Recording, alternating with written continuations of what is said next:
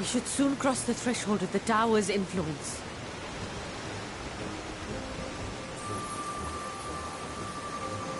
Any moment now.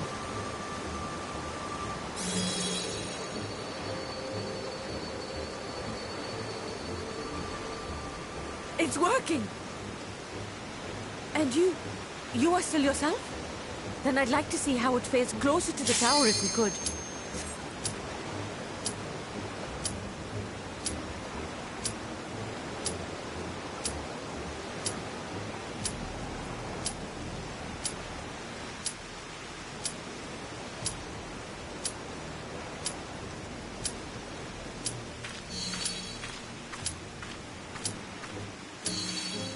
So far, so good.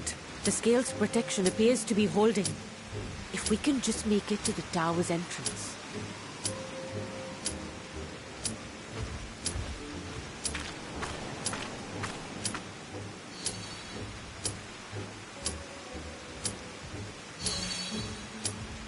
A few more steps.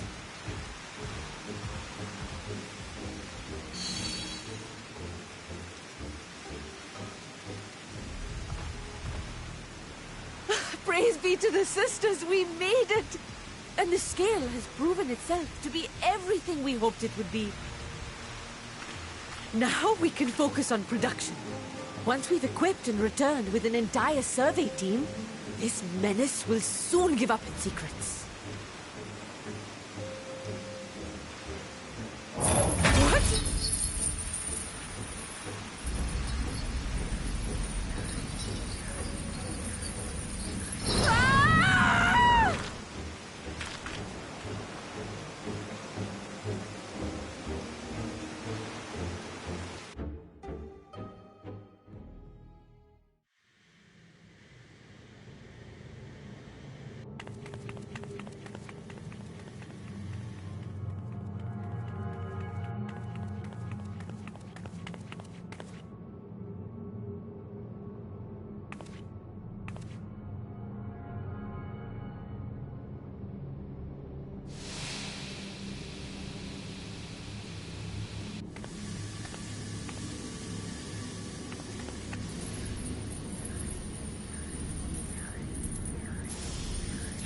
There we go! Oh, do calm down. You'll only hurt yourself thrashing about like that. Stop! Oh, you can't do this! Please!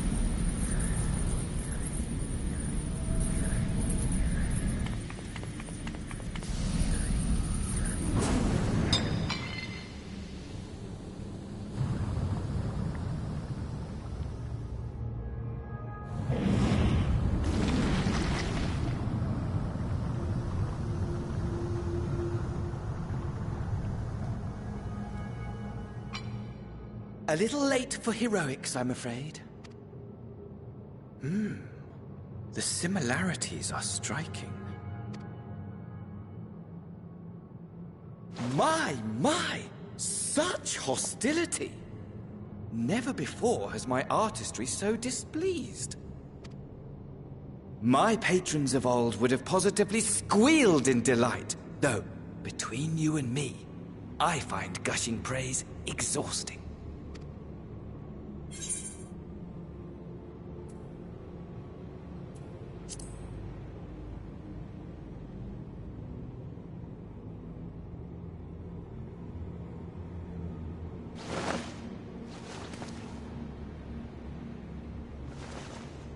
Allow me to tell you a story. Surely you've yet to hear the one about Van Daniel, the sundered Ascian. I inherited the position and the soul of the Van Daniel who sat on the convocation in the time of the final days, theoretically speaking. Practically speaking, that fact is of no consequence. I was born and lived as, well, me. Eventually, I was recruited into the Ascians and imbued with the former Van Daniel's knowledge and memories, but I never felt that they were truly a part of who I am.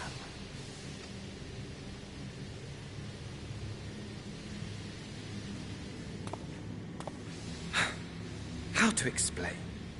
Perhaps if I told you who I was before my Ascian embrace, although that chapter too is a past I've long since discarded. I have it on good authority you've poked your nose into an Allegan ruin or two. Yes? Then I expect you've heard of me. The old me. At your service.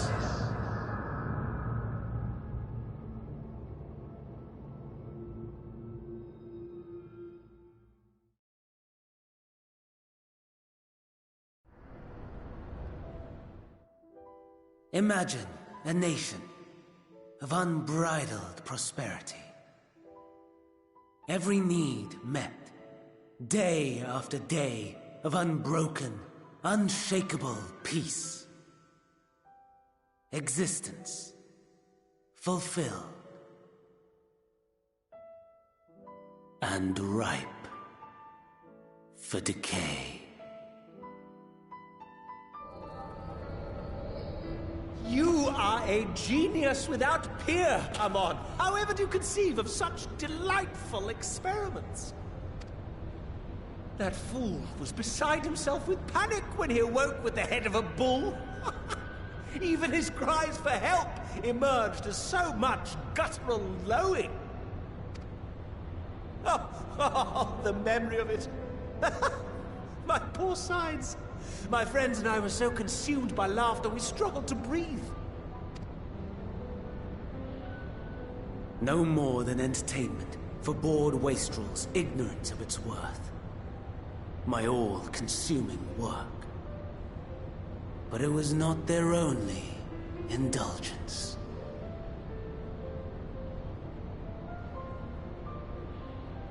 For they were ever hungry for stimulation.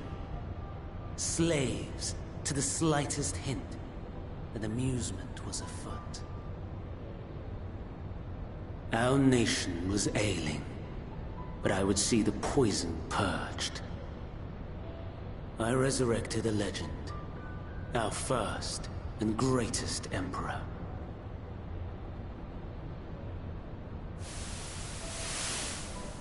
And just as I had planned, he set our wayward empire back on the path of conquest.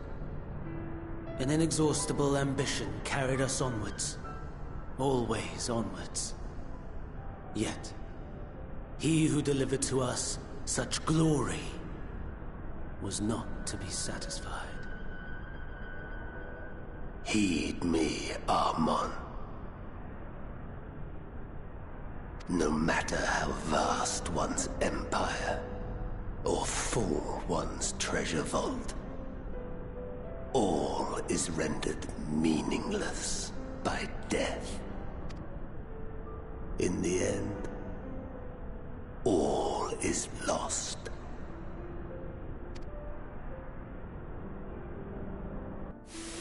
You know as well as I that the Emperor stands to lose this war, and so I have come to claim you.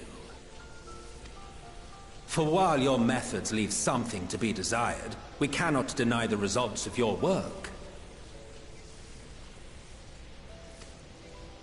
And as fortune would have it, the seat of Fandaniel, your rightful seat, lies vacant and waiting.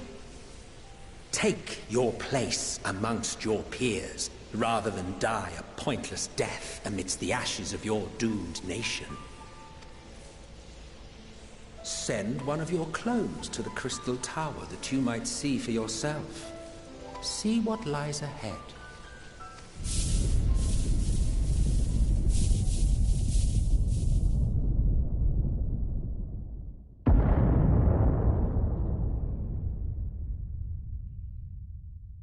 The fall of the Empire affirmed the truth.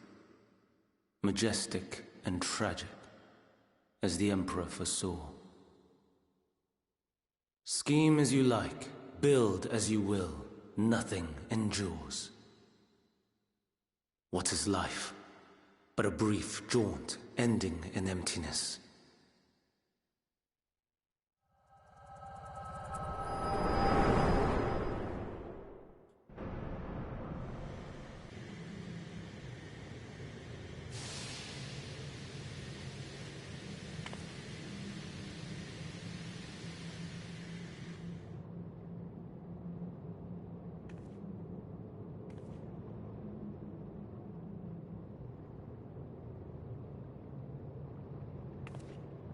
So easily distracted. Why, I almost left without saying farewell. As for your friend, you needn't worry. These pawns are far more useful to me alive as fuel for the primals.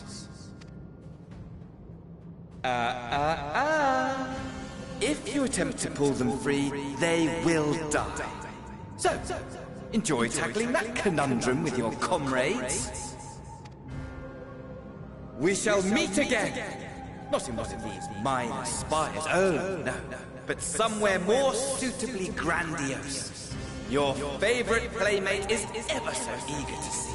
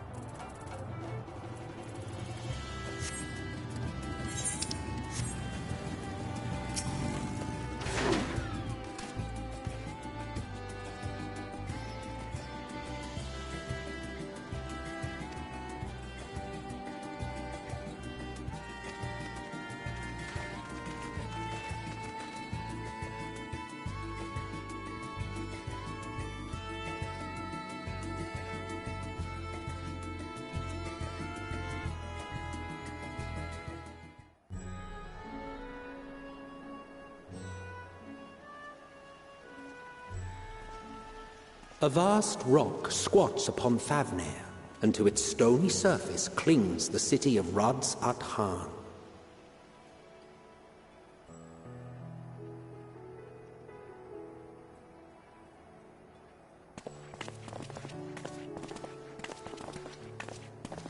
Ye who enter here are subject to the scrutiny of gods, the gate's most watchful eye.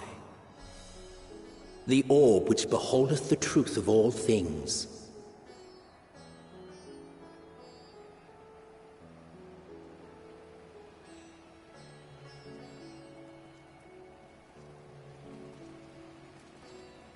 Pass beneath its hot and piercing gaze, bearing down like a second midday sun.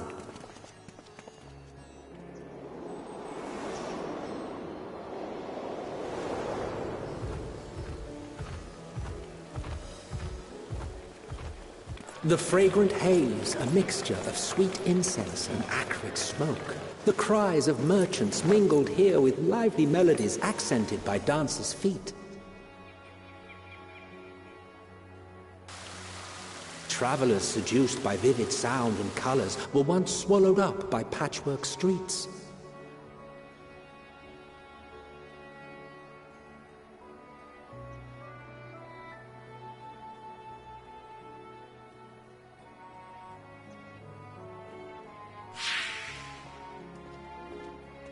But no such scenes to savor now. To what somber present does that divine eye bear witness?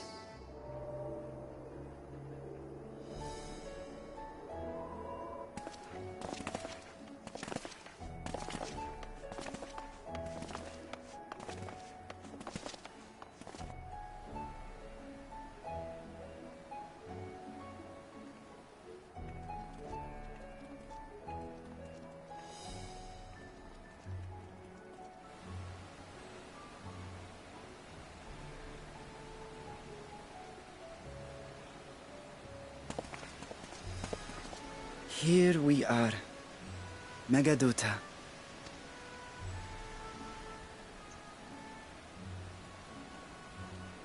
It seems a shame to bring you here directly. Under normal circumstances, it would have been my pleasure to show you the sights. And it would have been our pleasure to see them. Alas, it seems our tour of the city will have to wait. I'm afraid so. Come, we should head inside.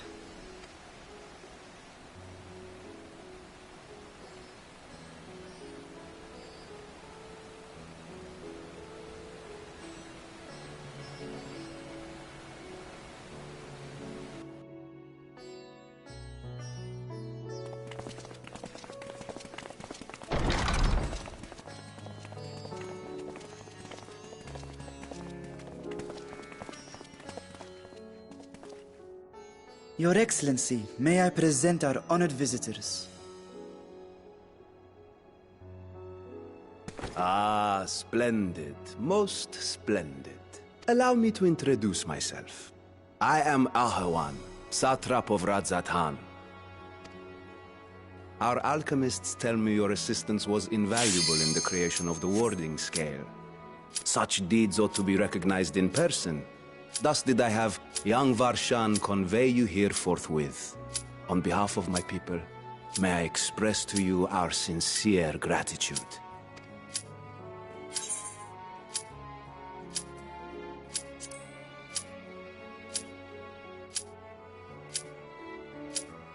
I assume you speak of Nadana. A regrettable incident indeed. Her colleagues insist that we honor her wishes and trust in the talisman, that it will be instrumental in saving Nadana and the others. I am eager to hear your opinion on the matter, so let us not stand on ceremony. Come, sit. I think not.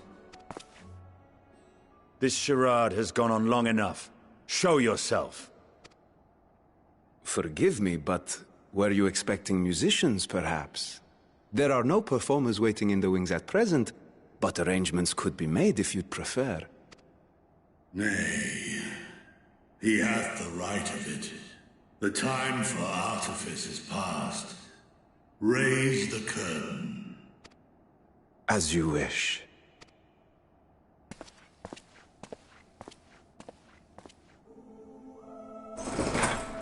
You travel as assistants to the students of Valdesian, but you are known to me.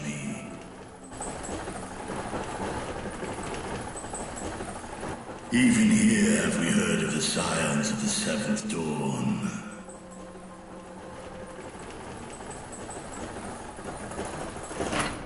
I am Vritra, and for years uncounted hath this isle served as mine abode. Vritra, of the First Brood, sibling to Hraesvelga and Nidhogg. Aye, mine elder brothers. Of Midgard Sorma's spawn, I was last to hatch. Well, isn't this a surprise? We were told Radzat Han had an alliance with the dragon. Not that a great worm sat in the Satrap's own hall. A necessary subterfuge, as the true tale of our nation history illustrates most effectively. In the beginning, the rock upon which our city is built was home to Vitra, and Vitra alone. In time, the ancestors of the Matanga came to the island and established a foothold. But never did they dare disturb the worm's lair. Next to arrive were the Aura. Adopting the example of their Akasodra allies, they too treated Vitra with reverence and respect. And for many years, an understanding between our forefathers and the Great Worm endured. Until marauding heroes from the mainland came, threatening to shatter our peace and tranquility. When it seemed all would be drowned in blood, Vitra himself came forth and quelled the rising conflict. A peaceful accord was reached, and oaths sworn in Vitra's name. Thus began the dragon's governance of the fledgling state, which was to grow into Radzat Han. But if Vritra is still here, then your position as Satrap is just... a charade. Yes. And one which my family has performed faithfully for generations. Many envy the Great Worms their power. Were it known that I ruled here, then the fires of war would burn without end. I would not be the flame which consumeth my people. Those few who joined me in laying our country's foundations were, perforce, sworn to secrecy. Your eye. It was taken.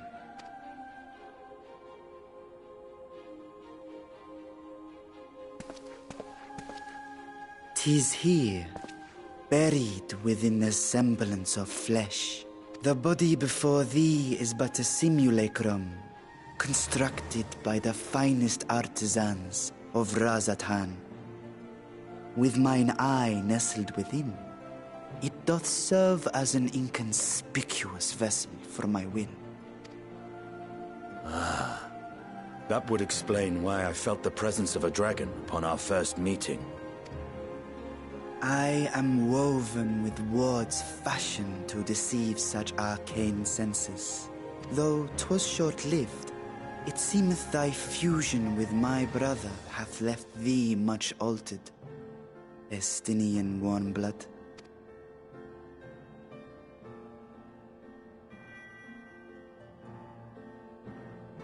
From the very first, we sensed the nature of one another. Yet did neither one of us bare his fangs. That is all I need know of thee for now.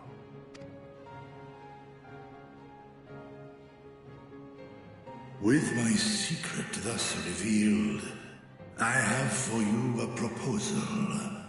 Not as a worm of the First Brood, but as the ruler of Radzat Han. With all haste must we take in hand the finished talismans and breach this foul spire. Thence, should it lay within our power, dispel its wicked influence. Yet even with the assurance of the warding scales, the narrow confines of the tower doth limit the size of our force. And thus denied strength in numbers, thou must choose thy soldiers with care. Just so. Yet though our radiant host is formidable, I see a surer path before me. Thou and thy comrades have contended with a multitude of primal beings. Most recently, thou didst cast down false gods in Pagelthan and Cartanau, I am told. 'Tis upon that strength I would call. The Scions have proven themselves the most capable, and I ask that you serve as the tip of our spear.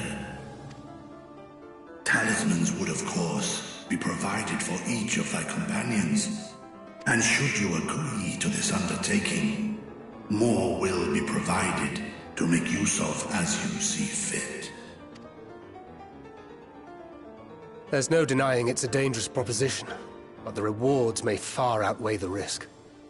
Just think of what we might accomplish if we could equip all our allies with warding scales. I worry, however, that even the four of us may be too few for what you have in mind. Might we regroup with our friends first to discuss the matter? 'Tis no trifling task that I have laid before you. Go. Steel your hearts and hone your plans. Such time as you require shall be spent in crafting your protective charms. It seems a quick trip back to Sharlayan is in order.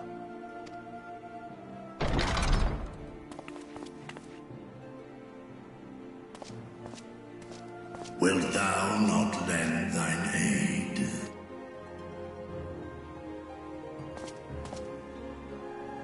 Whether your request be made as a great worm, or the ruler of Radzat Han, I see no reason to refuse, nor will I. I am in thy debt.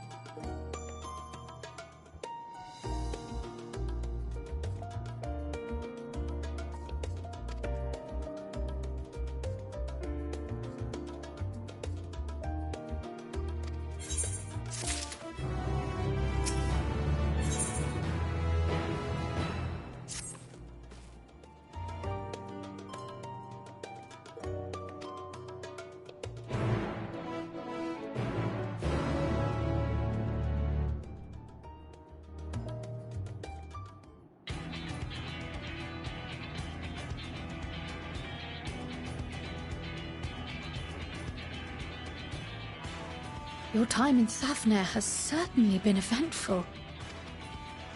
In my opinion, carrying out Vitra's request and assaulting the Tower of Zot should be our highest priority. I agree. While I still have questions concerning the Forum and their grand undertaking, we have all but exhausted our avenues of investigation. Simply pressing them any harder on the subject will almost certainly result in our expulsion. Therefore, I suggest we explore the ethereal sea connection by way of a letter to Master Matoya, then make our way to Thavner. I wonder, even with the protection these talismans afford us, what can we hope to achieve once inside the tower? According to Orenvold and Fodola's report... What does it tell us that the Spires even have such defenses? Simply pulling a prisoner from the wall is fatal, thus the direct approach is doomed to failure from the outset. Any further measures to dissuade such actions seem unnecessary. Unless, of course, there is a way to free the prisoners without killing them.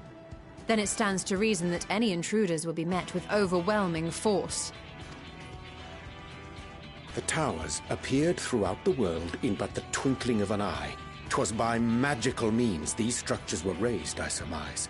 A spire thus conjured must needs be maintained.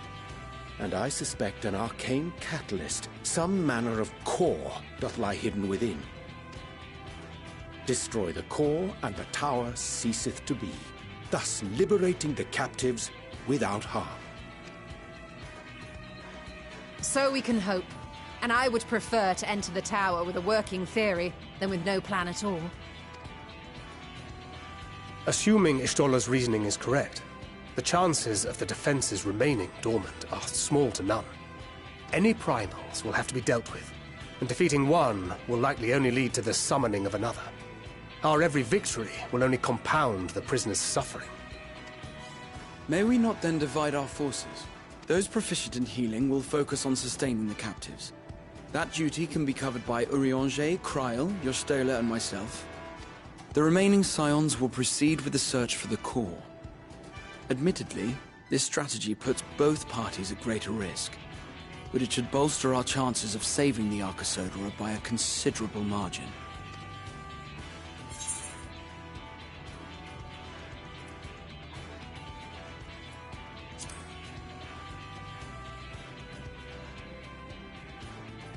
If you're to fight primals, then you'd best have at least one healer with you. And I am more than happy to fulfill that role. I found wielding a sage's armaments to be rather intuitive, and look forward to testing them against a more challenging foe. It seems we have a plan. All that remains is to carry it out. I will inform Rads at Han of our movements, so let us make our preparations and regroup near the tower. The military post in what's left of the Hamsa hatchery should serve as a convenient staging point. That sounds perfect. And remember, the experimental aetherite at the confluence is there for those who need it, so there's no excuse for being late.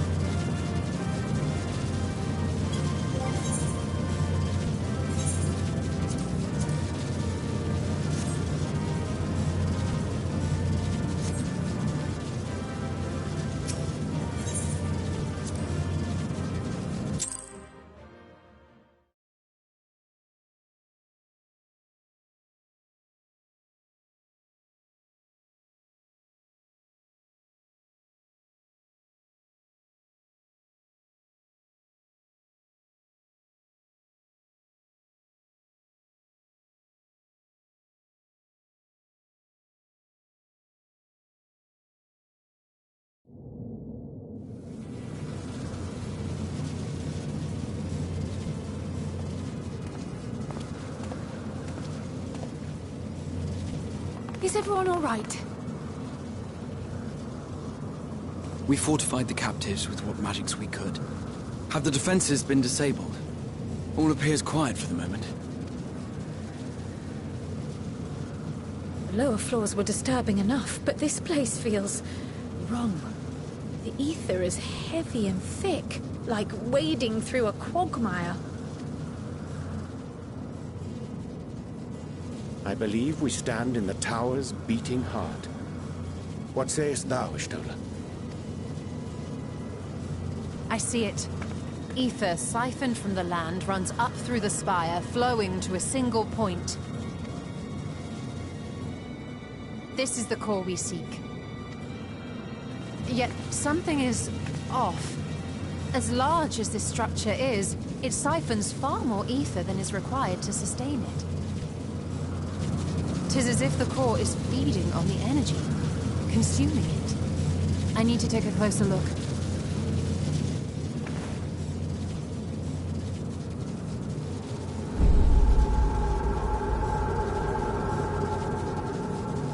Curious. There is something there embedded inside the core. A man's limb. This is what we came to destroy? Yes, if you would be so kind.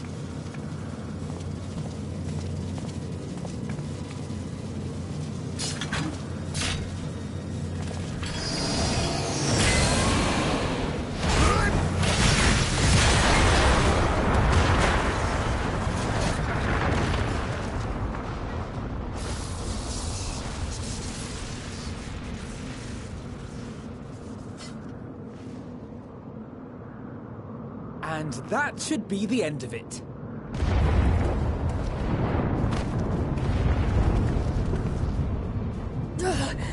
What now? My theory that the tower might come crashing down following the core's destruction doth appear to be correct. Bully for you! And how are we supposed to survive the fall?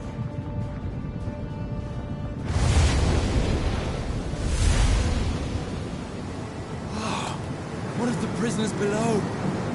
The floor beneath our very feet dissolves. Brace yourselves!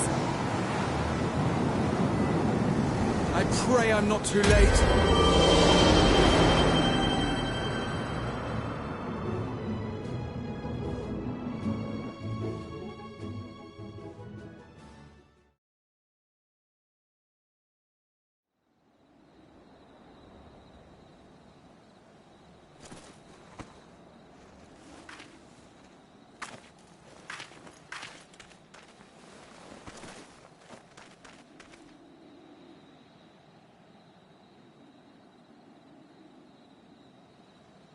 Oh, what happened?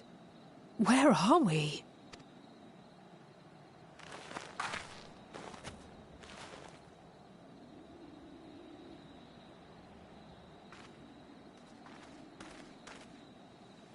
By my reckoning, we're still on the island where the tower stood. But 'tis as if it never existed. Hardly a scratch. But how?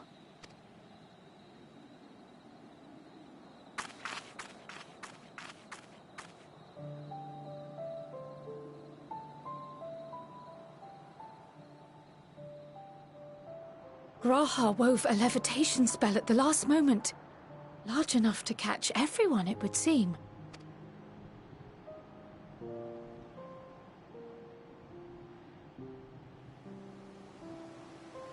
That explains the lack of obvious injuries.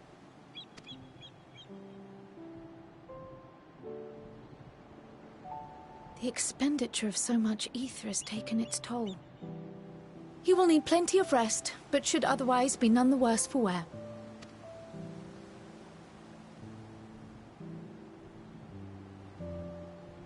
Then the immediate problem is what to do with our new friends here. They'll be much changed for their time in the tower. Even if their bodies are intact, I doubt we could say the same for their minds.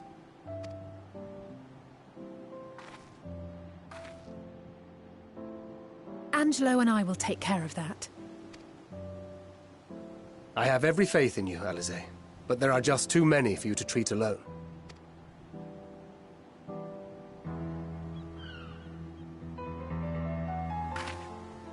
We'll send at once to Eorzea for more Porksies, and call on the local mages to lend a hand.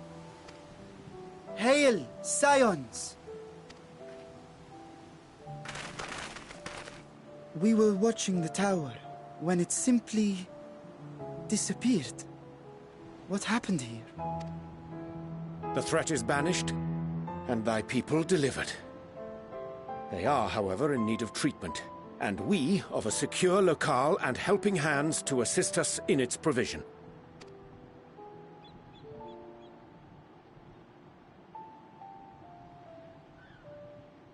You shall have all this and more.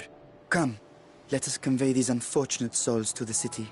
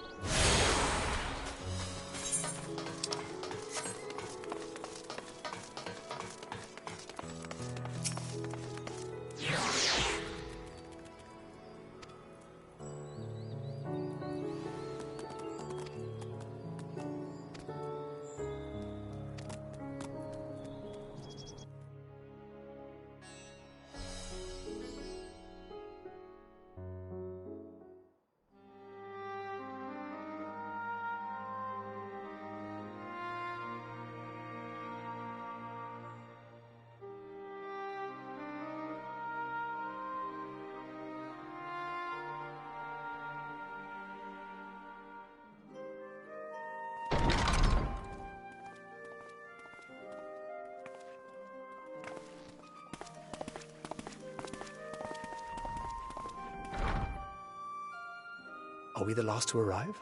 I hope we've not kept you waiting. Not at all. Your comrade is feeling better, I trust. Much better, thank you. Harnish remedies are certainly potent, in more ways than one. One becomes accustomed to the taste, although I hope you never have cause to do so. Pray, take your ease.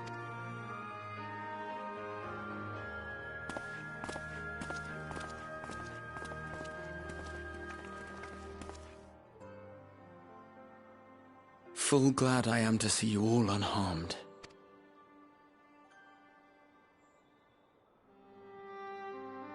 Valiant scions. You cast down that dire tower and set free its hapless captives. You cleanse their souls of its corrupting influence. No words of thanks will suffice. In place of platitudes, I offer a bounty of warding scales. Pray accept your due reward, along with the goodwill of Radzathan. Alchemists throughout the land were put to work in the forging of your talismans. The finished ones have been collected, and now await you at the High Crucible of Alchemia. Present this letter when you are ready to take them into your possession.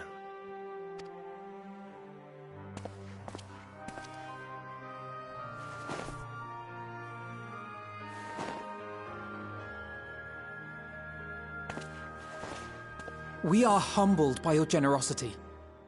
Know that the inventive wisdom of Radzathan will be vital in restoring serenity to our star. Every single one of those scales came from you, didn't they?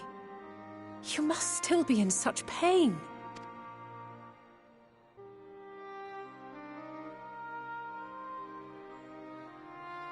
'Tis of no moment. A mere annoyance compared to the dreadful suffering inflicted upon this land and its people.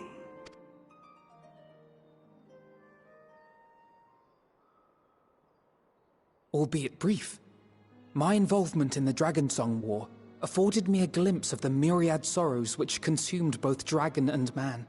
Though you were half a world away, such tragedies as befell your kin must have affected you deeply. And yet, you chose to live among men. In the age when that conflict first bloomed, my choice had already been made. In some distant place, man slew dragon, and dragon slaughtered man. Yet no hate could I muster for those smiling faces which did look to me for guidance. Not even my brother's righteous rage could rally me to his cause. I huddled here, secret and still, hoping against hope that which I had built would remain untouched by the chaos and carnage.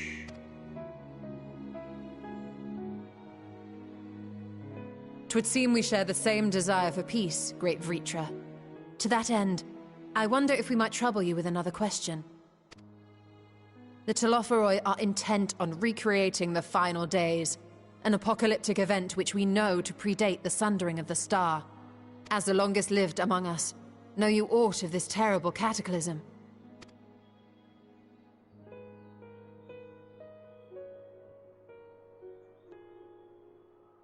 Nay. When war and strife drove my sire from his home, he crossed the great expanse with only our unhatched eggs as company. He alighted upon a shattered source, its 13 reflections long since scattered beyond the rift. Of events preceding his arrival, he knoweth naught, save that which Hydralin hath deigned to disclose. I see. So again, 'tis the inscrutable Hydralin to whom you must look for answers.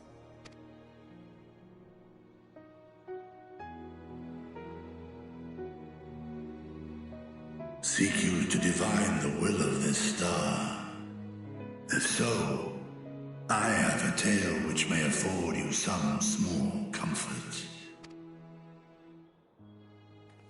'Tis a story from my youth, many, many years ago. To my sire, I once posed the question, of all the stars in the sky, why didst thou settle upon this one? To which Midgardsummer did reply, 'twas the last bastion of hope. He believed, so long as Hydaelyn endured, so too might dragonkind. Solemn and portentous were his words. What deeper meaning they held, I could not, dared not pursue. 'Tis a stone I've left unturned ever since. Yet take you solace in the knowledge that whatsoever Hydaelyn does strive towards, 'tis an ideal which hath earned my sire's conviction.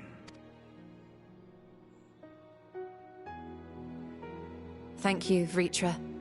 You've given us warm reassurance in a world gripped by cold uncertainty. While I'm sure we all have a great many questions, I think it's time we collect the talismans and be on our way. Our fight against the Telophoroi is far from finished.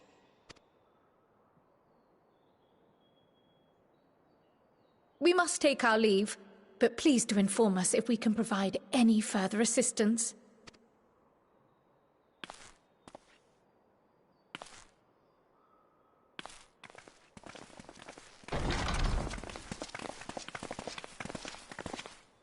Prithee, a moment.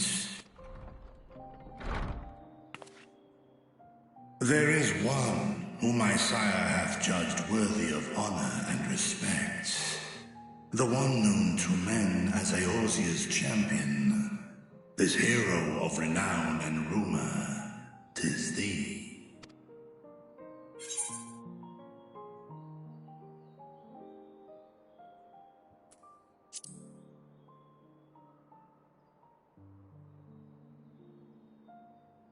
I know of his clash with Omega, and the long slumber which was his price. Yet even closed in sleep, my father's eyes are far from blind. He is watching over thee, watching over this world. 'Twas a revelation most pleasing that thou, a child of man, had gained Midgardsummer's trust, but alongside mine elation runneth a rivulet of dread. For upon thy life's reel wind too many threads of fate, power, wheel enmeshed with woe. Amidst this tangled knot thou shalt know no rest. 'Tis an endless confluence of forces, a struggle without surcease. More terrible still is the attrition wrought upon thy companions, as they are swept up in the storm of thine existence.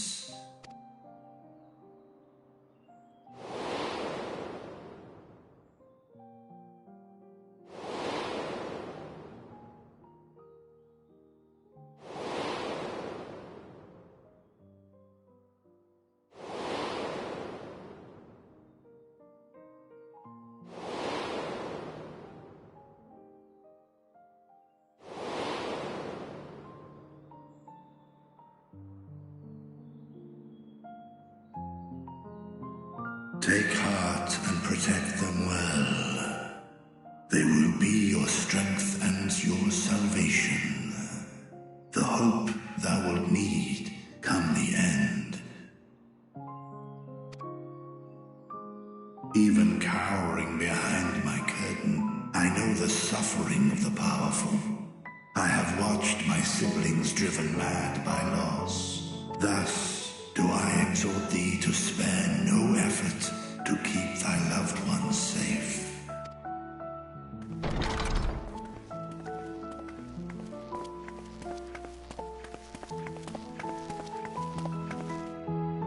Apologies. We hadn't meant to interrupt. It's just that we do have a history of suddenly collapsing, and when you didn't follow us out... 'Tis I who must apologize. I have detained your champion overlong with idle chatter. Go. At war's end, I pray I welcome thee back into my hall, where together with thy joyful comrades, you may toast your triumph.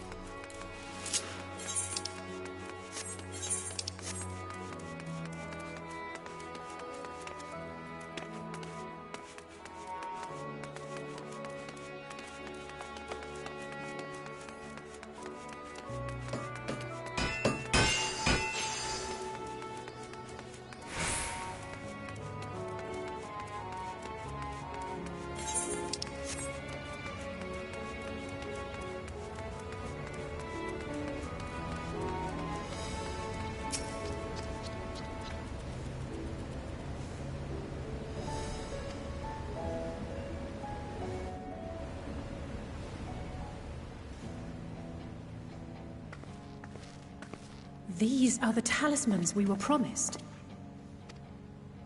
Yes, and I made a quick count. There are far more than we could have hoped for.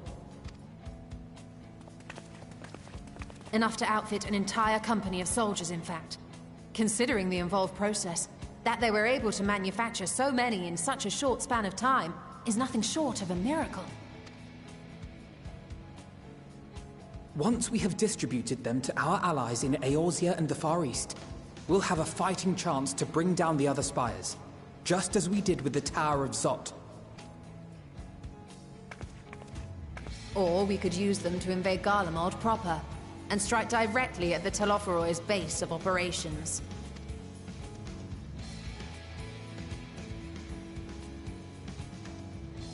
Of course, we would need to consult with various Alliance leaders before such a drastic measure could even be contemplated. To which end, I could set out forthwith and present the idea to each of our allies in person. Pray allow me to undertake some few of those journeys. I find myself restless and in need of purposeful duties. I can head eastward. Bosnia and Dalmasca are just a short hop from here. And Doma's shinobi network should come in handy for passing on the word. We shall share the burden then. Meanwhile, I think it best that you and the others take the talismans back to the Baldessian Annex. We must keep them safe and secure until we've decided upon a course of action. Please, I must speak with you.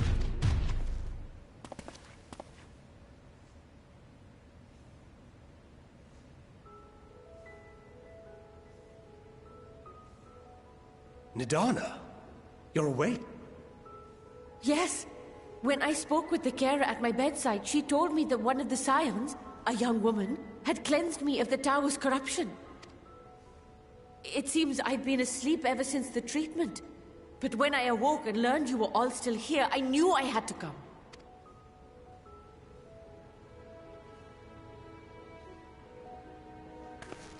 As you said, Nidana was captured only recently. Such a brief exposure is swiftly cured, so I tended to her before we gathered at Megaduta. And I am truly grateful that you did. I cannot thank you enough. All of you, for everything you've done. Destroying the tower, rescuing our people. You've saved Thavnair from an awful fate.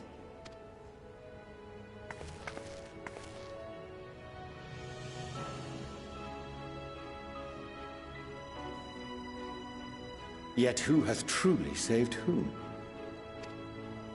Due in no small part to thine inspirational courage, the alchemists were successful in reproducing warding scales of proven efficacy. Replications of thy work now stand ready to travel across the seas, unto the hands of those who might wield them against this rising evil. The talisman? Is this true?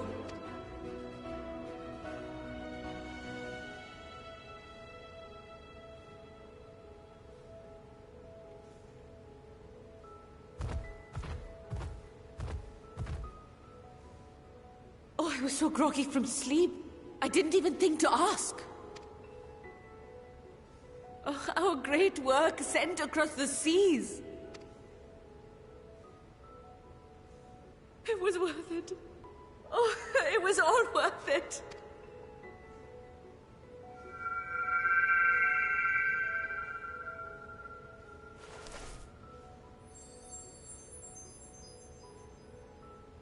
Look at that! Its color is completely changed.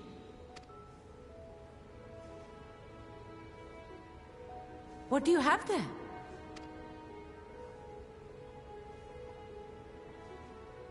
How unusual. I wonder if the effect is a reaction to Akasha. I'm afraid I'm not familiar with that term. Akasha? It is one of the unseen energies defined by Harnish alchemical theory.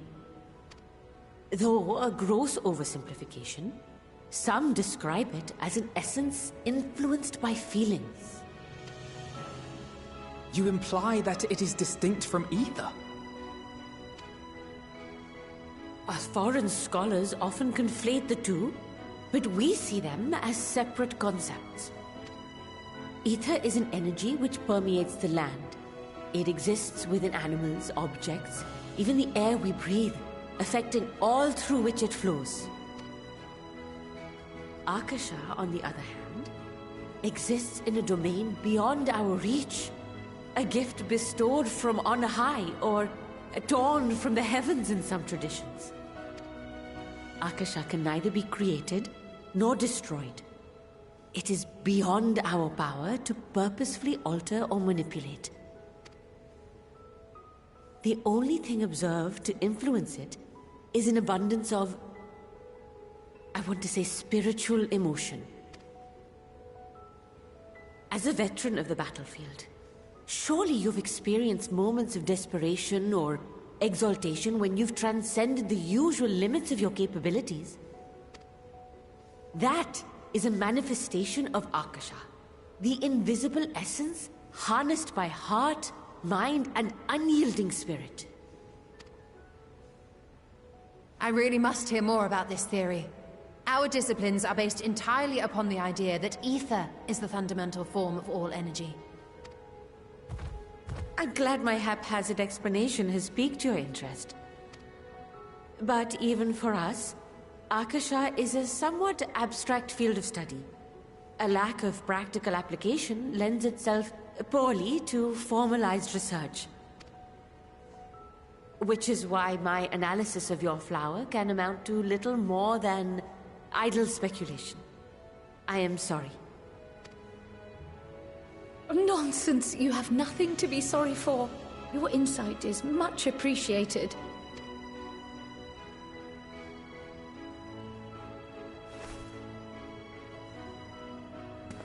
Shall we depart for Sharlayan, then? I will see to it that the talismans arrive at the Annex.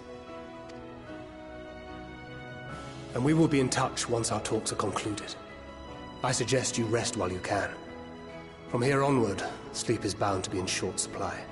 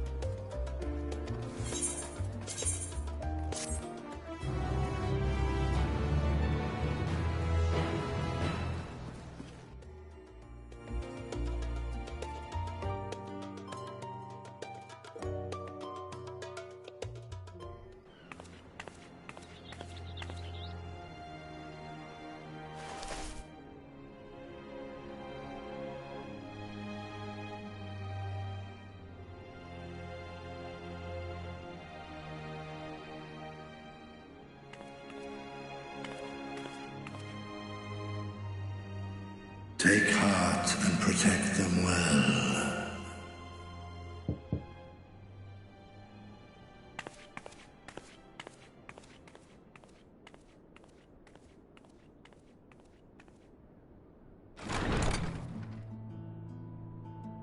Good, you're here. You haven't eaten yet, have you?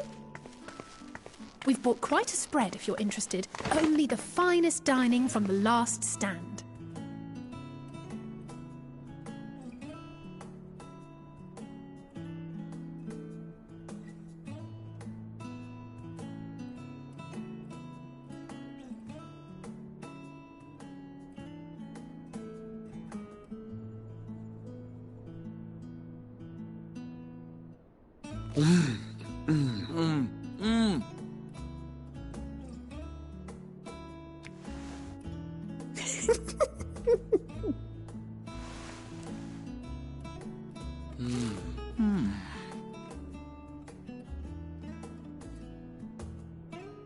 Lest you wonder, we invited Estinian as well.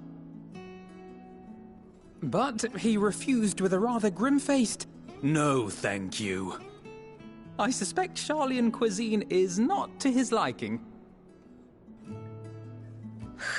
Oh, I don't know about that. Perhaps our lone wolf just needed some time apart. What? To perfect his brooding stare? Next time, I'll drag him out by the ear, sit him down in front of a Sharlayan feast, and see that he eats every last bite. An excellent idea. Of all people, warriors must take proper meals and rest if they are to maintain a healthy constitution. Poor Estinian, beset on all sides.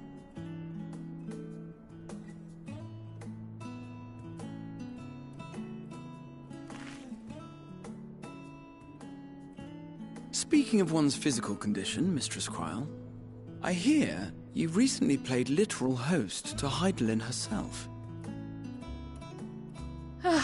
And what an experience that was. Tiring, yes, but no lasting harm done. If anything, I should have liked to speak with her longer. I've not felt a hint of her presence since. Hydaelyn instructed you to carry that flower, yes?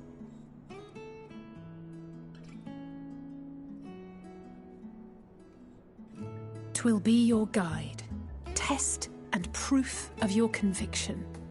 And then something about seeking joy in darkness, was it? Come to think of it, isn't that what happened with Nidana back in Radzat-Han? The flower did seem to radiate a joyful glow, as if reflecting the elation we all felt, the relief of a people with renewed hope. Indeed, and in turn I felt buoyed by that radiance. 'Twas akin to spotting a beacon and knowing we were on the right path. I know we've not yet triumphed over the Tlofuroi, or learned the full breadth of the Forum's plans. But even within the midst of our struggles, we find small moments of joy to sustain us. Rare and hard-won perhaps, but it is this pursuit of happiness that gives us the strength to carry on day after day.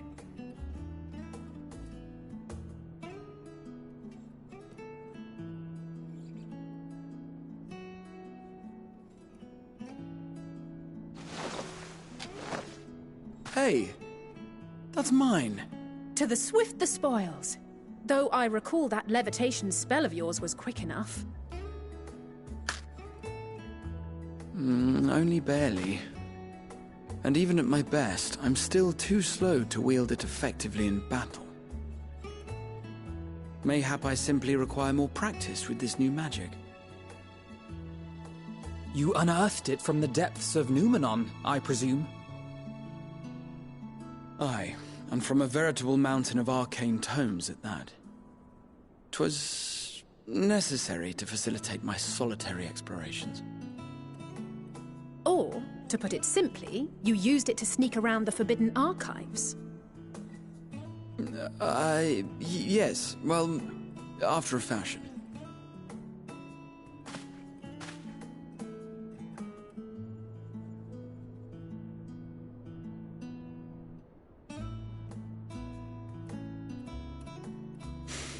They're tall, you see. The shelves, they're too tall for me. And I could hardly move the library's platforms without attracting attention now, could I? Oh.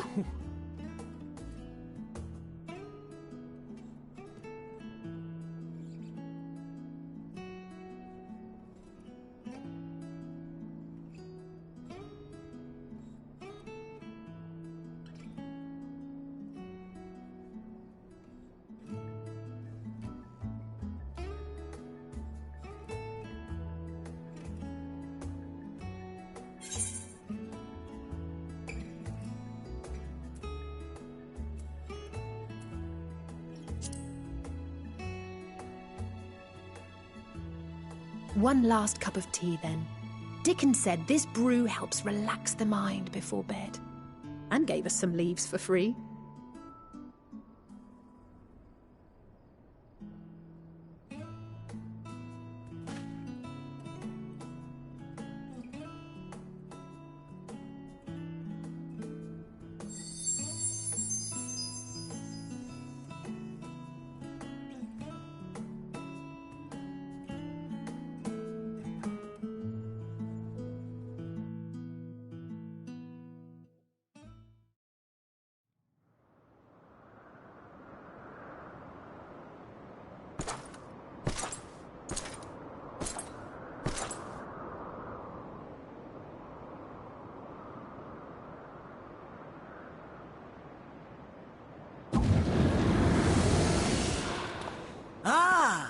Enjoying the bracing cold, I see.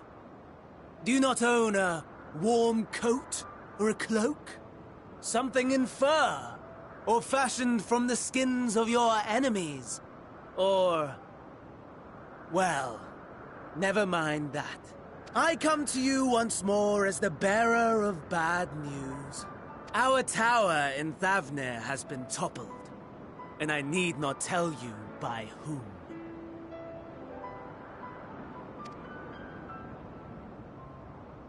Given how many we have at our disposal, the loss of a single spire is hardly fatal to our plans. If they continue to preoccupy themselves with the towers, then all will be well. But should our foe prove bold enough to strike at us here, then the timing becomes... questionable. Our foe is bold enough. Of that, I can assure you.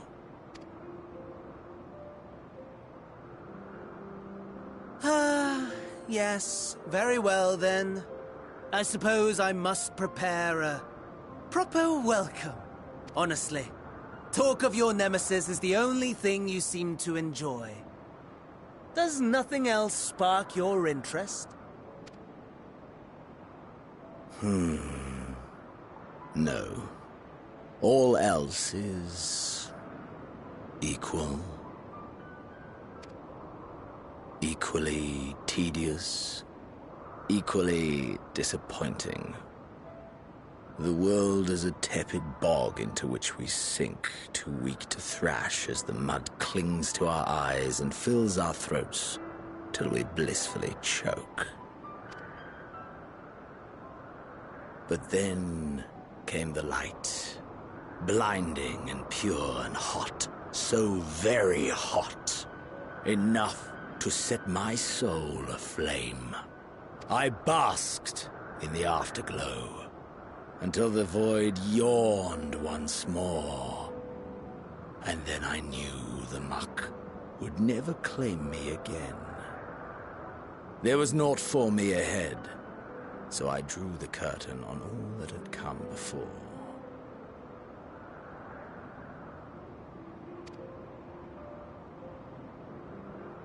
Burn. Burn. Let the whole star burn. I will have my contest. I will reclaim my moment.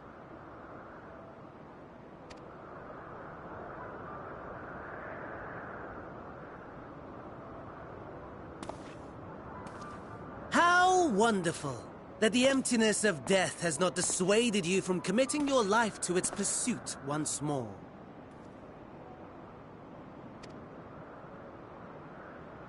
I don't know whether to envy you or pity you.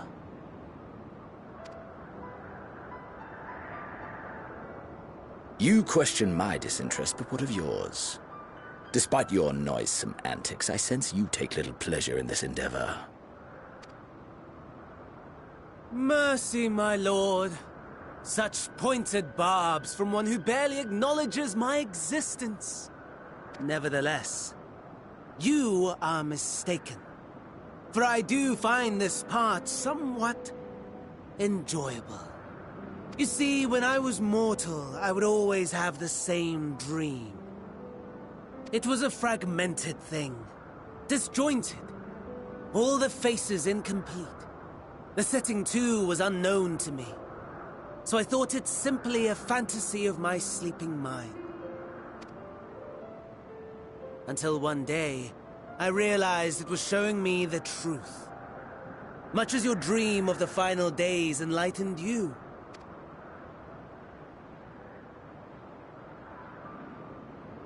And soon, very soon, the rest of the world will see the truth of my dream, too. Yes, I think that is something we can both enjoy.